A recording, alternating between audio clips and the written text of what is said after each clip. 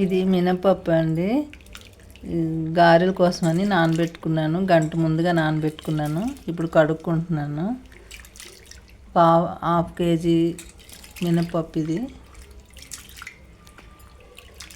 ఇప్పుడు కడిగేసుకున్నాము. మినపప్పు మిక్సీ చేసుకోవాలన్నమాట. ఇప్పుడు పప్పుని మిక్సీ చేసుకున్నాను. ఇట్లా ఉండాలన్నమాట. గారె ఇలా వేస్తే ఇలా రావాలన్నమాట. వచ్చినట్టు ఉండాలన్నమాట. బాగా పలచన అయిపోతే బాగోదు. దోశలకు తప్ప ఇంకెందుకు పనికిరాదన్నమాట. గారెలు చేయడానికి రాదు. కొంచెం పలచన అయిపోతే కొంచెం బియ్యం పిండి వేసుకోవచ్చు. కొంచెం టైట్ అవుతుంది, పర్వాలేదు. ఎక్కువ పిండి వేసుకున్నా గట్టిగా అయిపోతాయి గారెలు, మెత్తగా ఉండవు అనమాట. ఇలా చేసుకుంటే మెత్తగా ఉంటుంది. ఇవి పచ్చిమిరపకాయలు అనమాట. ఇట్లా వేసి యాడ్ చేసుకుంటాం.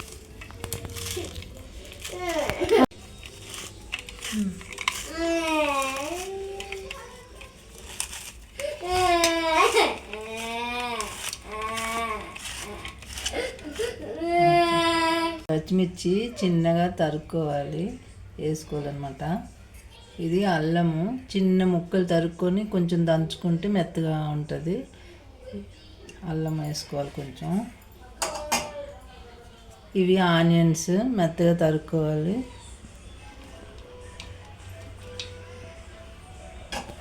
ఇది జీరా అన్నమాట. కొంచెం ఒక స్పూన్ వేసుకోవాలి. ఇది సాల్ట్ అన్నమాట. స్పూన్లు కొంచెం వేసుకుంటున్నాను.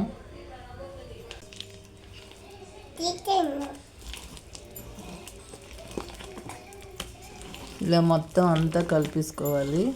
ఇంత టైట్గా ఉండాలన్నమాట పిండి, పప్పు రుబ్బు. అప్పుడే గారెలు బాగా వస్తాయి.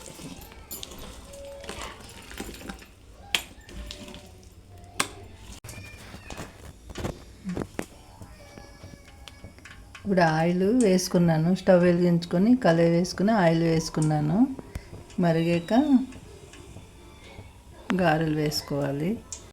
గారెలు వేసేటప్పుడు ఈ వాటర్ పెట్టుకోవాలన్నమాట. ఇలా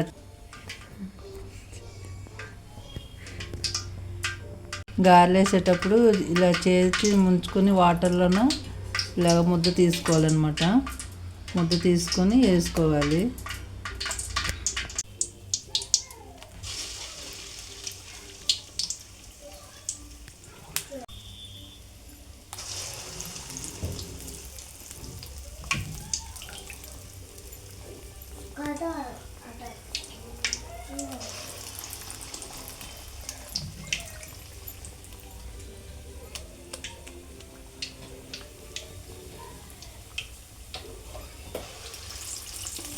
ఇప్పుడు కొంచెం ఇలా వేగాయి.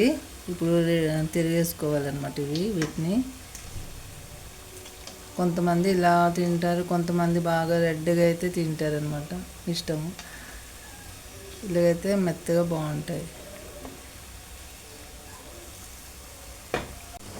గారెలు వేగిపోయినాయండి. ఇప్పుడు తీసేసుకుంటున్నాను.